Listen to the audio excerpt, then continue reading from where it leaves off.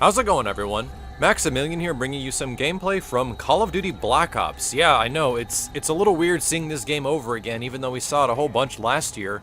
But there is a reason behind this. There was some information that was recently dropped for Modern Warfare, or I'm not sorry, not Modern Warfare. It's the next Call of Duty, which is Black Ops 2, that's going to be made by Treyarch. Interestingly enough, this information that dropped is not really confirmed yet, but it was kind of like a leak. But all things considered, there were some leaks from previous Call of Duties, even the original Black Ops, and Modern Warfare 3 that ended up being pretty similar to what actually ended up happening for the game, so I wouldn't be surprised if some of this stuff has a little bit of validity to it, but, you know, take things with a grain of salt. It's the internet. But what I'm glad is that after reading this, it sparked my interest once again to play Black Ops. As you guys all know, we've been playing Modern Warfare 3, or for a lot of us have been playing Modern Warfare 3, and it's good. I don't dislike Modern Warfare 3 at all. If anything, like, I think a lot of Call of Duties, when they first come out, everyone kind of hates them for whatever reason or another. But the big reason is Modern Warfare 3 and Black Ops shared some pretty similar issues at the start, and it's that they both had really horrendous lag problems, and Black Ops actually alleviated this over time, and I think Black Ops right now actually stands as a much better game than it was at the launch because the lag has been addressed. But anyway, I'm glad I got back into it, but it's taken me a few games to adjust back to games that don't have that have Stalker and stuff like that, but it is fun. And as you can tell, I'm rolling with the gold stakeout. I really like this gun. It's nowhere near the spas in Modern Warfare 2, but it's still enjoyable. But let's talk a little bit about these details that were released and some of the things that have me a little bit excited. First up, point streaks are going to remain pretty similar to Modern Warfare 3 as the rumor suggests, but they're going to put more of an emphasis on objectives. So like if you plant a bomb, you get two points for your point streak. If you cap a flag, generally you get 1, but if you cap like an enemy flag, you get 2. If you do things like capture the flag, you get 1, but a full capture is worth 2, stuff like that. They also said that they are adjusting Specialist, so Specialist is coming back, where you'd get 2 kills, 2 kills will get you 1 perk, the 4th kill will get you 2 more perks, the 6th kill will get you 3, and the 8th kill will get you 4. So this means that you don't actually get every perk when you hit 8 kills. Pretty interesting. One of the things I'm most excited about that this rumor suggests is that the RCXD is gone. I am so down for that. RCXD seemed to be a kill streak killer, and it seemed that it was a magnet to me in those situations where I was running a really high kill streak. There's another pretty interesting thing that they're talking about, which is heat vision as being like a kill streak or point streak reward. And it's that when you have the required points, you activate the point streak and you pull out like a scope and you attach it to whatever weapon you have. And the ability is that you're able to detect enemies through most walls. The scope can be attached to primaries, but it's not including shotguns, so that's pretty interesting. However, I think it's a little bit not really required. Like, for example, in Black Ops they had the Blackbird, and the Blackbird let you see where everyone it was in real time, even though you didn't see it on your screen directly, you saw it on the mini-map. I think that was absolutely fine, especially for the sake that Black Ops was a Call of Duty multiplayer game that really rewarded the player if you were good at the game. And I like that about it, although it has some pretty powerful kill streaks, but that's a whole other conversation.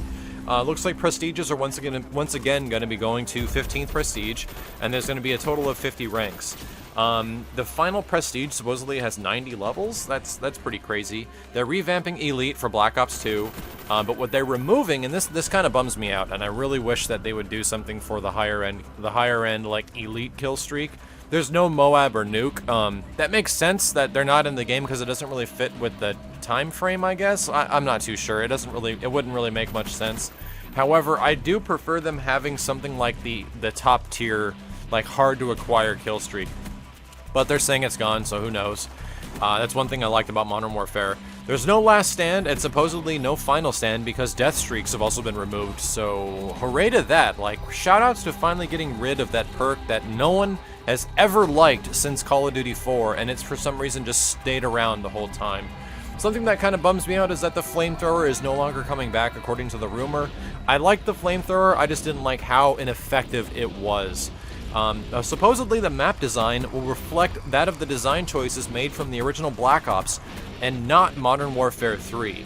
And I don't think I can tell you guys how excited I am about this. If there's one thing Modern Warfare 3 took me almost a greater amount of time to get adapted to was how the maps were designed, and they didn't feel like Call of Duty maps. They felt much different, they felt much more congested, they felt smaller, and it felt like it was more difficult to navigate your way around some of the maps. Even though there are a couple maps that I dig in Modern Warfare 3, there are more than a few that I absolutely despise. And in every single Call of Duty game, even in, you know, Modern Warfare 2, Call of Duty 4, World at War, and Black Ops, there was only like 1 or 2 maps that I really hated, and I just didn't want to play on. And in Modern Warfare 3, I think like half the maps like represent that state of mind to me. So I'm excited about this. I think Treyarch is excellent at map design. If you guys played World at War had some severe balance issues with like guns and tanks and stuff like that, but the maps were excellent. I really liked the maps in World at War, and if you guys did as well, please leave a comment below which one you thought had really good maps. And for the sake of Black Ops, I love Black Ops maps too, for the most part. It took a little bit of getting used to, but after a month, I was totally good and extremely happy. So let's see what else is going on here. Sniper rifles are getting more of an adjustment. I don't think this game will endorse as much quickscoping as Modern Warfare 3 did, but they're they're improving sniper rifle usage, but there's going to be no aim assist, and there's going to be less sway. So aim assist is one thing that allows quickscoping to be pretty easy, and the fact that they're taking that away from sniper rifles is pretty interesting. One thing I am excited about, and I'm really liked about Black Ops, was the amount of customization that Treyarch gave the player.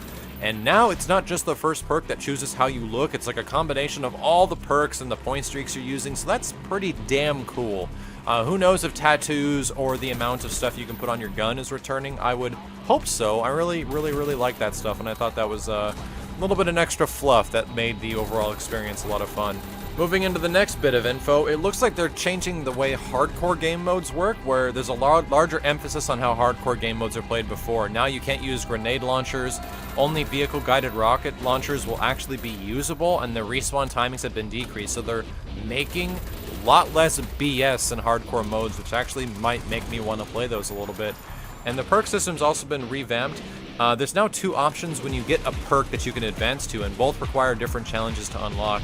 Once you get the Pro version, the player can select that as their Pro perk, but once it's selected, the only way to choose the other option is by getting into Prestige. So this is a huge reason for prestiging in Black Ops and or in Black Ops 2, and that's pretty crazy that they're going to put that much emphasis on prestiging, that your perks will be, you know, 50% and they'll be 100% when you prestige. So that's a pretty crazy design decision, but I'm pretty excited about it.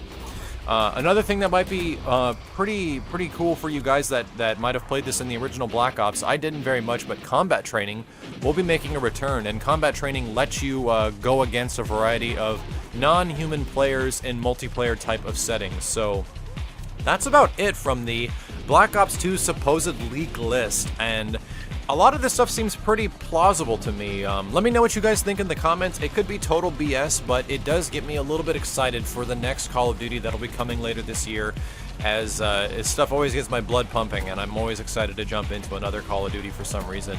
Give it to me, I'm waiting for it. Hope you guys enjoyed the video and enjoyed the gameplay. This has been Maximilian, signing out.